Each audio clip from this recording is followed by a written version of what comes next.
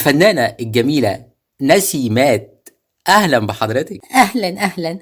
ديكور جميل ومريح جدا على فكرة. ربنا يستر والكرسي ما يتكسرش. مسلسلك الأخير حاجة تجنن، نسب مشاهدة غير عادية يا هانم.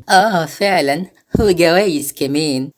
بأمارة المنتج ما دخل السجن والقناة اتقفلت بعدها. دي دعاية يا حبيبي للسنة الجاية. سؤالك وأثر. اتسلط الضوء على حضرتك إنك بتأجري رحمك زي الشقق المفروشة وبتبيعي الأطفال، وأحيانا بتولدي في الخارج ومحدش بيعرف أي حاجة عن المواليد. هل الكلام ده صحيح؟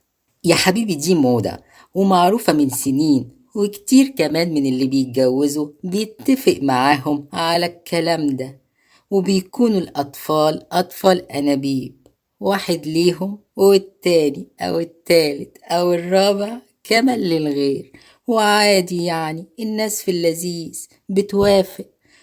أمال تفتكر يعني الشاب اللي مش لاقي ياكل ولا لاقي شغل ولا بيكسب هيقدر يجهز شقة ومصاريف تجاوز 1,000,000 جنيه ببساطة؟